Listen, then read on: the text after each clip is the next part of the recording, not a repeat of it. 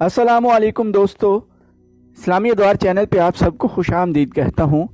آج میں آپ کے لیے شمشیر بے نیام کی 66ویں ایپیسوڈ لے کے آیا ہوں۔ جن دوستوں نے ابھی تک چینل کو سبسکرائب نہیں کیا وہ چینل کو سبسکرائب کر لیں تاکہ ہر ایپیسوڈ آپ تک فوراً پہنچ سکے۔ تو چلیے آئیے آج کی ایپیسوڈ شروع کرتے ہیں۔ یہ عراق کا علاقہ تھا جہاں عیسائیوں کا ایک بہت بڑا قبیلہ بکر بن دائل آباد تھا۔ یہ لوگ عرب کے رہنے والے تھے۔ اسلام پھیلتا چلا گیا اور یہ عیسائی جو اسلام قبول کرنے پر آمادہ نہیں تھے عراق کے اس علاقے میں اکٹھے ہوتے رہے اور یہیں آباد ہو گئے تھے۔ ان میں وہ بھی تھے جو کسی وقت ایرانیوں کے خلاف لڑے اور جنگی قیدی ہو گئے تھے۔ ایرانیوں نے انہیں اس علاقے میں آباد ہونے کے لیے آزاد کر دیا تھا۔ ان میں کچھ ایسے بھی تھے جنہوں نے اسلام قبول کر لیا تھا۔ انہیں مسنا بن حارثہ جیسا قائد مل گیا تھا جس نے انہیں پکا مسلمان بنا دیا تھا۔ مسلمانوں پر تو ایرانی بے پناہ ظلم و تشدد کرتے تھے، لیکن عیسائیوں کے ساتھ ان کا رویہ کچھ بہتر تھا۔ مورخوں نے لکھا ہے زرتشتی سالار اندر زگر ہرمز کی طرح ظالم نہیں تھا۔ مسلمانوں پر اگر وہ ظلم نہیں کرتا تھا تو انہیں اچھا بھی نہیں سمجھتا تھا۔ عیسائیوں کے ساتھ اس کا سلوک بہت اچھا تھا۔ اسے اب عیسائیوں کی مدد کی ضرورت محسوس ہوئی۔ اس نے ان کے قبیلے بکر بن دائل کے بڑوں کو بلایا۔ وہ اطلاع ملتے ہی دوڑے آئے۔ اگر تم میں سے کسی کو میرے خلاف شکایت ہے تو مجھے بتاؤ، اندر زگر نے کہا، میں اس کا ازالہ کروں گا۔ کیا یہ بہتر نہیں ہوگا کہ سالار ہمیں فوراً بتا دے کہ ہمیں کیوں بلایا گیا ہے؟ ایک بوڑھے نے کہا، ہم آپ کی رعایا ہیں، ہمیں شکایت ہوئی بھی تو نہیں کریں گے۔ ہمیں کوئی شکایت نہیں، ایک اور نے کہا، آپ نے جو کہنا ہے وہ کہیں۔ مسلمان بڑھے چلے آ رہے ہیں، اندر زگر نے کہا، شہنشاہ فارس کی فوج انہیں فرات میں ڈبو دے گی، لیکن ہمیں تمہاری ضرورت ہے۔ ہمیں تمہارے جوان بیٹوں کی ضرورت ہے۔ اگر شہنشاہ فارس کی فوج اسلامی فوج کو فرات میں ڈبو دے گی تو آپ کو ہمارے بیٹوں کی کیا ضرورت پیش آ گئی ہے؟ وفد کے بڑوں میں سے ایک نے پوچھا، ہم سن چکے ہیں کہ فارس کی فوج کے 4 سالار مارے گئے ہیں۔ آپ ہم سے پوچھتے کیوں ہیں؟ ہم آپ کی رعایا ہیں، ہمیں حکم دیں، ہم سرکشی کی جرات نہیں کر سکتے۔ میں کسی کو اپنے حکم کا پابند کر کے میدان جنگ میں نہیں لے جانا چاہتا، اندر زگر نے کہا، میں تمہیں تمہارے مذہب کے نام پر فوج میں شامل کرنا چاہتا ہوں۔ ہمیں زمین کے کسی خطے کے لیے نہیں، اپنے مذہب اور اپنے عقیدوں کے تحفظ کے لیے لڑنا ہے۔ مسلمان صرف اس لیے فتح پہ فتح حاصل کرتے چلے آ رہے ہیں کہ وہ اپنے مذہب کی خاطر لڑ رہے ہیں۔ وہ جس علاقے کو فتح کرتے ہیں وہاں کے لوگوں کو اسلام قبول کرنے کو کہتے ہیں۔ جو لوگ اسلام قبول نہیں کرتے ان سے مسلمان جزیہ وصول کرتے ہیں۔ کیا یہ غلط ہے کہ تم میں وہ بھی ہیں جو اس لیے اپنے گھروں سے بھاگے تھے کہ وہ اسلام قبول نہیں کرنا چاہتے تھے؟ کیا تم پسند کرو گے کہ مسلمان آ جائیں اور تمہاری عبادت گاہوں کے دروازے بند ہو جائیں؟ کیا تم برداشت کر لو گے کہ مسلمان تمہاری بیٹیوں کو لونڈیاں بنا کر اپنے ساتھ لے جائیں؟ ذرا غور کرو تو سمجھو گے کہ ہمیں تمہاری نہیں بلکہ تمہیں ہماری مدد کی ضرورت ہے۔ ہم تمہیں ایک فوج دے رہے ہیں، اسے اور زیادہ طاقتور بناؤ اور اپنے مذہب کو ایک بے بنیاد و مذہب سے بچاؤ۔ اندر زگر نے عیسائیوں کو مسلمانوں کے خلاف ایسا مشتعل کیا کہ وہ اسی وقت واپس گئے اور مورخوں کی تحریروں کے مطابق اپنے قبیلے کی ہر بستی میں جا کر اعلان کرنے لگے کہ مسلمانوں کا بہت بڑا لشکر قتل و غارت اور لوٹ مار کرتا چلا آ رہا ہے۔ وہ صرف اسے بخشتے ہیں جو ان کا مذہب قبول کر لیتا ہے۔ وہ جوان اور کم سن لڑکیوں کو اپنے ساتھ لے جائیں گے۔ اپنی لڑکیوں کو چھپا لو، مال و دولت زمین میں دبا دو۔ عورتیں بچوں کو لے کر جنگلوں میں چلی جائیں۔ جوان آدمی ہتھیار، گھوڑے اور اونٹ لے کر ہمارے ساتھ آ جائیں۔ شہنشاہ فارس کی فوج ہمارے ساتھ ہے۔ یسوع مسیح کی قسم، ہم اپنی عزت پر کٹ مریں گے، اپنا مذہب نہیں چھوڑیں گے۔ ایک شور تھا، للکار تھی جو آندھی کی طرح دہشت و جبل کو جن و انس کو لپیٹ میں لیتی آ رہی تھی۔ کوئی بھی کسی سے نہیں پوچھتا تھا کہ یہ سب کیا ہے۔ کس نے بتایا ہے کہ مسلمانوں کا لشکر آ رہا ہے؟ کدھر سے آ رہا ہے؟ جوش و خروش تھا۔ عیسائی مائیں اپنے جوان بیٹوں کو رخصت کر رہی تھیں، بیویاں خاوندوں کو، بہنیں بھائیوں کو الوداع کہہ رہی تھیں۔ ایک فوج تیار ہوتی جا رہی تھی جس کی نفری تیزی سے بڑھتی جا رہی تھی۔ کسریٰ کی فوج کے کماندار وغیرہ آ گئے تھے۔ وہ ان لوگوں کو ایک جگہ اکٹھا کرتے جا رہے تھے جو کسریٰ کی فوج میں شامل ہو کر مسلمانوں کے خلاف لڑنے کے لیے آ رہے تھے۔ ایک بستی میں لڑنے والے عیسائی جمع ہو رہے تھے۔ سورج کبھی کا غروب ہو چکا تھا۔ بستی میں مشعلیں گھوم پھر رہی تھیں اور شور تھا۔ بستی دن کی طرح بیدار اور سرگرم تھی۔ دو آدمی جو ان بستی والوں کے لیے اجنبی تھے بستی میں داخل ہوئے اور لوگوں میں شامل ہو گئے۔ ہم ایک للکار سن کر آئے ہیں، ان میں سے ایک نے کہا۔ ہم روزگار کی تلاش میں بڑی دور سے آئے ہیں اور شاید مدائن تک چلے جائیں۔ یہ کیا ہو رہا ہے؟ تم ہو کون؟ کسی نے ان سے پوچھا۔ مذہب کیا ہے تمہارا؟ دونوں نے اپنی اپنی شہادت کی انگلیاں باری باری اپنے دونوں کندھوں سے لگائیں، پھر اپنے اپنے سینے پر انگلیاں اوپر نیچے کر کے صلیب کا نشان بنایا اور دونوں نے بیک زبان کہا کہ وہ عیسائی ہیں۔ پھر تم مدائن جا کر کیا کرو گے؟ انہیں ایک بوڑھے نے کہا۔ تم تنو مند ہو، تمہارے جسموں میں طاقت ہے۔ کیا تم اپنے آپ کو کنواری مریم کی آبرو پر قربان ہونے کے قابل نہیں سمجھتے؟ کیا تمہارے لیے تمہارا پیٹ مقدس ہے؟ نہیں، ان میں سے ایک نے کہا۔ ہمیں کچھ بتاؤ، اور تم میں جو سب سے زیادہ سیانہ ہے ہمیں اس سے ملاؤ، ہم کچھ بتانا چاہتے ہیں۔ وہاں فارس کی فوج کا ایک پرانا کماندار موجود تھا۔ ان دونوں کو اس کے پاس لے گئے۔ سنا ہے تم کچھ بتانا چاہتے ہو؟ کماندار نے کہا۔ ہاں، ایک نے کہا، ہم اپنا راستہ چھوڑ کر ادھر آئے ہیں۔ سنا تھا کہ مسلمانوں کے خلاف ایک فوج تیار ہو رہی ہے۔ ہاں، ہو رہی ہے، کماندار نے کہا۔ کیا تم اس فوج میں شامل ہونے آئے ہو؟ عیسائی ہو کر ہم کیسے کہہ سکتے ہیں کہ ہم اس فوج میں شامل نہیں ہوں گے؟ ان میں سے ایک نے کہا، ہم کاظمہ سے تھوڑی دور کی ایک بستی کے رہنے والے عرب ہیں۔ ہم مسلمانوں کے ڈر سے بھاگ کر ادھر آئے ہیں۔ اب آگے نہیں جائیں گے، تمہارے ساتھ رہیں گے۔ ہم بتانا یہ چاہتے ہیں کہ مسلمانوں کی تعداد بہت زیادہ ہے، لیکن سامنے وہ بہت تھوڑی تعداد کو لاتے ہیں۔ یہی وجہ ہے کہ تمہاری فوج ان سے شکست کھا جاتی ہے۔ اسے زمین پر لکیریں ڈال کر سمجھاؤ۔ اس کے دوسرے ساتھی نے اسے کہا۔ پھر ایرانی کماندار سے کہا، ہمیں معمولی دماغ کے آدمی نہ سمجھنا، ہم تمہیں اچھی طرح سمجھا دیں گے کہ مسلمانوں کے لڑنے کا طریقہ کیا ہے اور وہ اس وقت کہاں ہیں، اور تم لوگ انہیں کہاں لا کر لڑاؤ تو انہیں شکست دے سکتے ہو۔ ہم جو کچھ بتائیں یہ اپنے سالار کو بتا دینا۔ ایک مشعل لا کر اس کا ڈنڈا زمین میں گاڑ دیا گیا۔ یہ دونوں آدمی زمین پر بیٹھ کر انگلیوں سے لکیریں ڈالنے لگے۔ انہوں نے جنگی اصطلاحوں میں ایسا نقشہ پیش کیا کہ کماندار بہت متاثر ہوا۔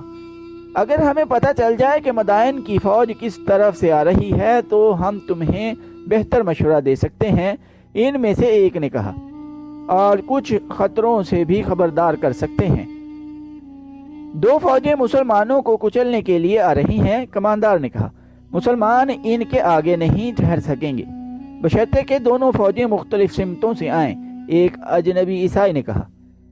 وہ مختلف سمتوں سے آ رہی ہیں، کماندار نے کہا۔ ایک فوج مدائن سے ہمارے بڑے ہی دلیر اور قابل سالار اندر زگر کی زیر کمان آ رہی ہے، اور دوسری فوج ایسے ہی ایک اور نامور سالار بہمن جزویہ لا رہا ہے۔ دونوں دلجا کے مقام پر اکٹھی ہوں گی۔ اس کے ساتھ بکر بن دائل کا پورا قبیلہ ہوگا۔ چند چھوٹے چھوٹے قبیلوں نے بھی اپنے آدمی دیے ہیں۔ تو پھر تمہارے سالاروں کو جنگی چالیں چلنے کی ضرورت نہیں۔ دوسرے نے کہا، تمہاری فوج تو سیلاب کی مانند ہے، مسلمان تنکوں کی طرح بہہ جائیں گے۔ کیا تم ہم دونوں کو اپنے ساتھ رکھ سکتے ہو؟ ہم نے تم میں خاص قسم کی ذہانت دیکھی ہے۔ تم سالار نہیں تو نائب سالاری کے عہدے کے قابل ضرور ہو۔ تم میرے ساتھ رہ سکتے ہو، کماندار نے کہا۔ ہم اپنے گھوڑے لے آئیں، دونوں میں سے ایک نے کہا۔ ہم تمہیں صبح یہیں ملیں گے۔ صبح کوچ ہو رہا ہے۔ کماندار نے کہا، ان تمام لوگوں کو جو لڑنے کے لیے جا رہے ہیں ایک جگہ جمع کیا جا رہا ہے، تم ان کے ساتھ آ جانا، میں تمہیں مل جاؤں گا۔ دونوں بستی سے نکل گئے۔ انہوں نے اپنے گھوڑے بستی سے کچھ دور ایک درخت کے ساتھ باندھ دیے اور بستی میں پیدل گئے تھے۔ بستی سے نکلتے ہی وہ دوڑ پڑے اور اپنے گھوڑوں پر جا سوار ہوئے۔ کیا ہم صبح تک پہنچ سکیں گے؟ بن آصف ایک نے دوسرے سے پوچھا۔ خدا کی قسم ہمیں پہنچنا پڑے گا، خواہ اڑ کر پہنچیں، بن آصف نے کہا۔ یہ خبر ابن ولید رضی اللہ عنہ تک بر وقت نہ پہنچی تو ہماری شکست لازمی ہے۔ گھوڑے تھکے ہوئے نہیں، اللہ کا نام لو اور ایڑ لگاؤ۔ دونوں نے ایڑ لگائی اور گھوڑے دوڑ پڑے۔ اشر بن آصف نے بلند آواز سے اپنے ساتھی سے کہا، یہ تو طوفان ہے، اب آتش پرستوں کو شکست دینا آسان نہیں ہوگا۔ صرف بکر بن دائل کی تعداد دیکھ لو کتنی ہزار ہوگی۔ میں نے اپنے سالار ابن ولید رضی اللہ عنہ کو پریشانی کی حالت میں دیکھا تھا۔ اشر نے کہا، کیا تم اس کی پریشانی کو نہیں سمجھے؟ اشر بن آصف نے کہا، ہم اتنے طاقتور دشمن کے پیٹ میں آ گئے ہیں، اللہ ہمارے ساتھ ہے۔ اشر نے کہا، آتش پرست اس زمین کے لیے لڑ رہے ہیں جو وہ سمجھتے ہیں کہ ان کی ہے، اور ہم اللہ کی راہ میں لڑ رہے ہیں جس کی یہ زمین ہے۔ یہ دونوں گھوڑ سوار خالد رضی اللہ عنہ کے اس جاسوسی نظام کے بڑے ذہین آدمی تھے جو خالد رضی اللہ عنہ نے فارس کی سرحد کے اندر آ کر قائم کیا تھا۔ انہیں احساس تھا کہ وہ مدینہ سے بہت دور اجنبی زمین پر آ گئے ہیں جہاں اللہ کے سوا ان کی مدد کرنے والا کوئی نہیں۔ خالد رضی اللہ عنہ نے دشمن کی نقل و حرکت پر نظر رکھنے کے لیے ہر طرف اپنے جاسوس بھیج دیے تھے۔ خالد رضی اللہ عنہ فجر کی نماز سے فارغ ہوئے ہی تھے کہ ان کے خیمے کے قریب دو گھوڑے آ رکے۔ سوار کود کر اترے۔ خالد رضی اللہ عنہ نماز باجماعت پڑھ کر آ رہے تھے۔ ان سواروں کو دیکھ کر ان کے قریب جا رکے۔ گھوڑوں کا پسینہ اس طرح پھوٹ رہا تھا جیسے دریا میں سے گزر کر آئے ہوں۔ ان کی سانسیں دھونکنی کی طرح چل رہی تھیں۔ سواروں کی حالت گھوڑوں سے بھی بری تھی۔ اشر خالد رضی اللہ عنہ نے کہا، بن آصف کیا خبر لائے ہو؟ اندر چلو، ذرا دم لے لو۔ دم لینے کا وقت نہیں سالار، بن آصف نے خالد رضی اللہ عنہ کے پیچھے ان کے خیمے میں داخل ہوتے ہوئے کہا، آتش پرستوں کا سیلاب آ رہا ہے۔ ہم نے یہ خبر عیسائیوں کی ایک بستی سے لی ہے۔ بکر بن دائل کی الگ فوج تیار ہو گئی ہے۔ یہ مدائن کی فوج کے ساتھ اندر زگر نام کے ایک سالار کی زیر کمان آ رہی ہے۔ دوسری فوج بہمن جزویہ کی زیر کمان دوسری طرف سے آ رہی ہے۔ کیا یہ فوجیں ہم پر مختلف سمتوں سے حملہ کریں گی؟ خالد رضی اللہ عنہ نے پوچھا۔ نہیں، اشر نے جواب دیا، دونوں فوجیں دلجہ میں اکٹھی ہوں گی اور تم کہتے ہو کہ سیلاب کی طرح آگے بڑھیں گی، خالد رضی اللہ عنہ نے کہا۔ کماندار نے یہی بتایا ہے، بن آصف بولا۔ ان دونوں کی رپورٹ ابھی مکمل ہوئی ہی تھی کہ ایک شتر سوار خیمے کے باہر آ رکا اور اونٹ سے اتر کر بغیر اطلاع خیمے میں آ گیا۔ اس نے خالد رضی اللہ عنہ کو بتایا کہ فلاں سمت سے ایرانیوں کی ایک فوج بہمن جزویہ کی قیادت میں آ رہی ہے۔ یہ بھی ایک جاسوس تھا جو کسی بھیس میں اس طرف نکل گیا تھا جدھر سے بہمن کی فوج آ رہی تھی۔ تاریخ بتاتی ہے کہ اندر زگر اور بہمن جزویہ کو اس طرح کوچ کرنا تھا کہ دونوں کی فوجیں بیک وقت یا تھوڑے سے وقفے سے دلجہ پہنچتی، مگر ہوا یوں کہ اندر زگر پہلے روانہ ہو گیا۔ اس کی وجہ شاید یہ تھی کہ وہ کسرا اردشیر کے قریب تھا، اس لیے اردشیر اس کے سر پر سوار تھا۔ بہمن دور تھا، اسے کوچ کا حکم قاصد کی زبانی پہنچا تھا۔ وہ 2 دن بعد روانہ ہوا۔ کسی بھی مورخ نے اس فوج کی تعداد نہیں لکھی جو اندر زگر کے ساتھ تھی۔ بہمن کی فوج کی تعداد بھی تاریخ میں نہیں ملتی۔ صرف یہ ایک بڑا واضح اشارہ ملتا ہے کہ آتش پرستوں کی فوج جو مسلمانوں کے خلاف آ رہی تھی وہ واقعی سیلاب کی مانند تھی۔ اردشیر نے کہا تھا کہ وہ ایک اور شکست کا خطرہ مول نہیں لے گا، چنانچہ اس نے اتنی زیادہ فوج بھیجی تھی جتنی اکٹھی ہو سکتی تھی۔ اندر زگر کی فوج کا تو شمار ہو بھی نہیں سکتا تھا۔ اپنی باقاعدہ فوج کے علاوہ اس نے بکر بن دائل کے معلوم نہیں کتنے ہزار عیسائی اپنی فوج میں شامل کر لیے تھے، ان میں پیادہ تھے اور سوار بھی۔ اس فوج میں مزید اضافہ کوچ کے دوران اس طرح ہوا کہ دریا میں آتش پرستوں کے جو فوجی مسلمانوں سے شکست کھا کر بھاگے تھے وہ ابھی تک قدم گھسیٹتے مدائن کو جا رہے تھے۔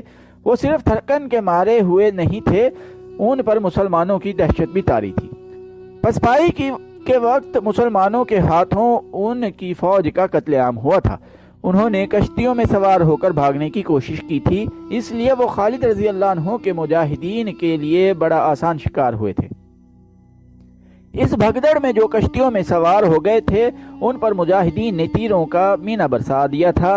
ایسی کشتیوں میں جو سپاہی زندہ رہے تھے ان کی ذہنی حالت بہت بری تھی۔ ان کی کشتیوں میں ان کے ساتھی جسموں میں تیر لیے تڑپ تڑپ کر مر رہے تھے۔ اس طرح زندہ سپاہیوں نے لاشوں اور تڑپ تڑپ کر مرتے ساتھیوں کے ساتھ سفر کیا تھا۔ کشتیاں خون سے بھر گئی تھیں۔ زندہ سپاہیوں کو کشتیاں کھینے کی بھی ہوش نہیں تھی۔ کشتیاں دریا کے بہاؤ کے ساتھ خود ہی بہتی کہیں سے کہیں جا پہنچی تھیں اور دور دور کنارے سے لگی تھیں، اور زرتشت کے یہ پجاری بہت بری جسمانی اور ذہنی حالت میں مدائن کی طرف چل پڑے تھے۔ وہ 2-2 4-4 اور اس سے بھی زیادہ کی ٹولیوں میں جا رہے تھے۔